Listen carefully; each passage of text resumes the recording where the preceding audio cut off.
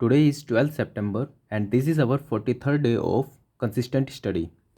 हमारा आज का जो लाइफ पर्पस है वो है ये जॉब और एमटेक के बच्चे ये वाला फॉलो करेंगे और जो फुल टाइम स्टूडेंट्स हैं वो ये फॉलो करेंगे। अब ये डिपेंड भी इसके ऊपर करेगा कि आपने जो आज फुल टेस्ट दिया था उसमें आपके कितने मार्क्स आ रहे हैं। जैसे अगर आपके 30 मार्क्स से कम आ रहे हैं रीजनिंग के अंदर तो आपको 2 घंटे रीजनिंग को देना है। इसमें 1 घंटा आप दोगे अपने कॉन्सेप्ट को एनहेंस करने के लिए कि जैसे मान लो आपको सिलोगिज्म के क्वेश्चन नहीं आते या फिर किसी सीरीज़ के क्वेश्चन नहीं आते तो आप उसी पर फोकस करके 3 से 4 टॉपिक को फोकस करके 15-15 मिनट्स के आप सिर्फ उन्हीं के क्वेश्चन करोगे और इसके अंदर आप स्पीड को नहीं देखोगे, इसमें आप देखोगे कि आप क्वेश्चंस को सीख पा रहे हो क्या और उनके नोट्स बनाओगे और अगले 1 घंटे में आप वही क्वेश्चंस प्रैक्टिस करोगे, स्पीड मेंटेन करोगे, एक्यूरेसी मेंटेन करोगे। दूसरा, जिन बच्चों के 10 मार्क्स से कम आ रहे हैं जनरल अवेयरनेस के अंदर तो उनको वापस से फोकस करना पड़ेगा बेसिक्स के ऊपर। इसका सीधा सीधा तरीका ये है कि कोई एक बुक लो जो कि बहुत पतली सी हो या कोई नोट्स हो जो कि बहुत कम हो। कारण इसका यह है कि उन नोट्स में बिल्कुल बेसिक दिया होगा। पहले अब आप जब बेसिक ही नहीं जानोगे तो एडवांस लेवल पर कैसे जाओगे। पहले आपको 15 से 20 मार्क्स तो अचीव करने ही है ना, तभी तो आप 40 मार्क्स पर पहुंच पाओगे। अगर आपके 20 मार्क्स से कम आ रहे हैं या फिर 10, 11, 12 मार्क्स आ रहे हैं, वैसे लगभग 16 मार्क्स एवरेज आए थे तो लगभग सभी के साथ यही दिक्कत होगी। तो आपको बेसिक्स पे फोकस करना पड़ेगा, एक्स्ट्राऑर्डिनरी ना करते हुए सिर्फ एक पतली सी बुक लो, पतले से नोट्स लो और उनको कंप्लीट करो। ये चीज़ तो स्टार्ट करते हैं आज के लाइफ पर्पस से। तो रीजनिंग आपको 1 घंटा या 2 घंटा करनी है depending on how much marks you gain in your full test. After that current affairs आपको 30 मिनट्स पढ़ना ही है। Full time students can read current affair for more than 30 minutes also. उसके बाद जीके PYQs आपको करने हैं। कौन कौन से टॉपिक के वो मैं आपको बता देता हूँ। ब्लैक बुक आपकी जो अपलोड की हुई है मैंने ड्राइव के ऊपर, वहाँ से आप देख सकते हो GS ड्राइव के अंदर। तो history, geography, polity, bio and physics, क्योंकि बेसिक्स पे हमें फोकस करना है तो जो टॉप मोस्ट क्वेश्चंस हैं उनको पहले हमें आने चाहिए। तो टॉप 100 क्वेश्चन करके एक टॉपिक है, एक इंडेक्स के अंदर दिया हुआ है, तो आप वहाँ से इसको अप्रोच करोगे इंडेक्स से और शुरू के 25 क्वेश्चन आप करोगे हिस्ट्री के, ज्योग्राफी के, पॉलिटी के, बायो के और फिजिक्स के। जो टॉप 100 क्वेश्चंस की एक सीरीज़ है उसके अंदर, किसमें, ब्लैक बुक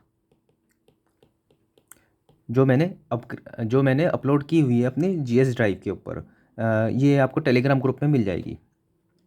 तो ये तो आपका काम है जीके का, ठीक है। करंट अफेयर आपको इतना पढ़ना है, जीके आप 1 घंटा आपको पढ़ना पड़ेगा। 2000 फुल टाइम स्टूडेंट्स और 30 मिनट्स आप दे सकते हो अगर आप कोई वर्क करते हो या एमटेक करते हो। टेक्निकल में आपको 6 घंटे देने पड़ेंगे फुल टाइम स्टूडेंट को और 3 घंटे तो मिनिमम आप इसके अंदर कम कर सकते हो, लेकिन ये टेक्निकल आपको देना ही पड़ेगा। एक एग्जाम्पल से आपको समझाता हूँ। 3 बच्चे हैं ABC, तीनों के जो मार्क्स आ रहे हैं वो 120 आ रहे हैं और 120 मार्क्स ही क्वालिफाइंग है मान लेते हैं। तो सिलेक्शन तो प्री तो क्लियर तीनों का ही हो जाएगा, लेकिन जो सबसे वर्स्ट बच्चा है ना वो ये है जिसके 50 नंबर रीजनिंग में आ रहे हैं, 50 अवेयरनेस में, लेकिन टेक्निकल में 20 आ रहे हैं। ये सबसे ख़राब बच्चा है SSC JEE के लिए। ये CGL में बहुत अच्छा कर पाएगा लेकिन JEE में नहीं कर पाएगा।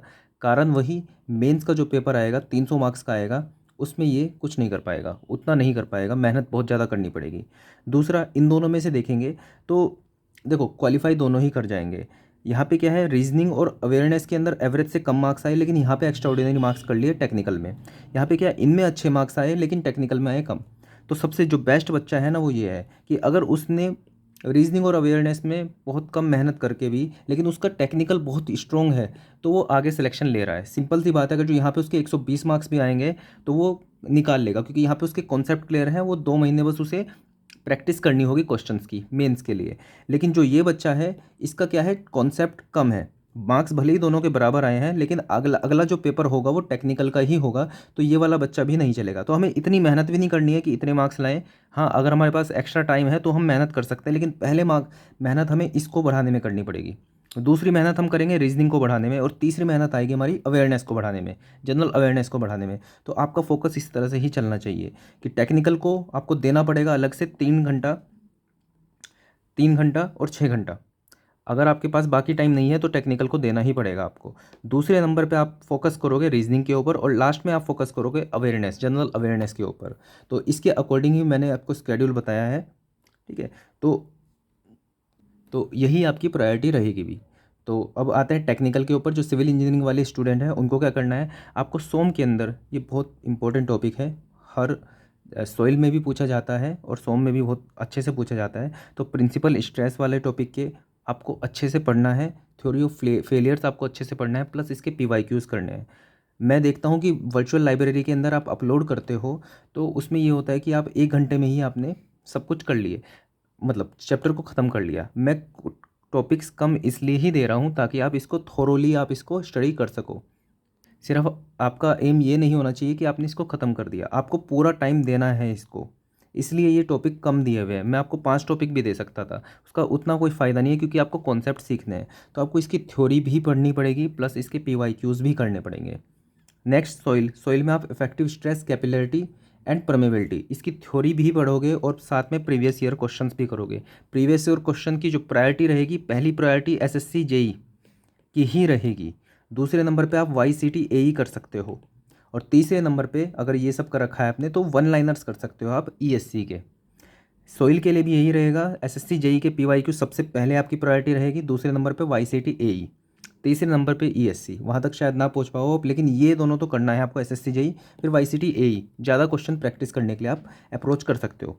CPM के अंदर आपको बस चुनिंदा ये कुछ टॉपिक पढ़ने हैं, PERT एंड CPM एनालिसिस। इसके अंदर क्या क्या आएगा, जैसे PERT के अंदर 3 टाइप के टाइम होते हैं, TM TP TO, ठीक है। इनके कुछ फॉर्मूले होते हैं कि मीन निकालने के लिए हम क्या फॉर्मूला यूज़ करते हैं, सिग्मा क्या होता है, Z क्या होता है। ये बेसिक चीज़ें ये आपको पढ़नी पड़ेगी। CPM में भी इस तरह से ही है। दूसरा टॉपिक आएगा फ्लोट्स का, ठीक है। 4 तरह के फ्लोट्स होते हैं, उनकी डेफिनेशन, ठीक है, वो सब आप देख लेंगे। और तीसरा क्रैशिंग जो हम कॉस्ट की करते हैं, उसके डायरेक्ट और इनडायरेक्ट कॉस्ट, ये सब आप देख लेंगे। यही सब इसके अंदर इंपॉर्टेंट होता है। तो आज इसको आप CPM को ख़त्म कर लोगे तो आपको मिनिमम 6 घंटे तो देने हैं। अगर आप सोच रहे हो कि 1 घंटे में आपने प्रीवियस ईयर क्वेश्चन ख़त्म कर दिए और हो गया, तो ऐसा नहीं है। आपको पूरे 6 घंटे देने पड़ेंगे, और जॉब और MTech वालों को भी मिनिमम 3 घंटे तो देने पड़ेंगे इसको। मैं चाहता हूँ कि जिन बच्चों ने वर्चुअल लाइब्रेरी से वो पढ़ाई कर रहे हैं, वहाँ पे अपलोड करते रहें अपने मार्क्स, अपना भी जो भी स्केड्यूल है उन्होंने कंप्लीट किया है, ताकि आप अपने आप को भी ट्रैक कर सको कि आप कहाँ पर स्टैंड करते हो और आप डेली पढ़ कितना रहे हो। आप अपने आप से झूठ तो नहीं बोल रहे हो कि आपने बोला है कि आप 10 घंटे पढ़ रहे हो, लेकिन आपने क्या पढ़ा ये आपको खुद ही नहीं पता। तो वहाँ पे आपको लिखा हुआ दिखेगा कि हाँ ये सब टॉपिक मैंने कर लिए और अभी मैंने किए। जैसे आपने अपडेट किया वहाँ पे कि 1 AM टू 2 AM मैंने ये टॉपिक कंप्लीट कर लिया, और आपने उसके बाद जो अगला अपलोड किया वो किया 2 बजे दोपहर के, तो आपने बीच में यहाँ पे ये कितना टाइम वेस्ट कर दिया, ये आप एनालाइज कर पाओगे खुद से। तो वर्चुअल लाइब्रेरी आपके लिए ही है, इसका इस्तेमाल करो पूरा। कम्युनिटी पोस्ट में आप अपलोड कर सकते हो ये सब चीज़ें। बस साइलेंस मेंटेन रखना, किसी से कोई बात नहीं करनी है, किसी को कमेंट नहीं करना है।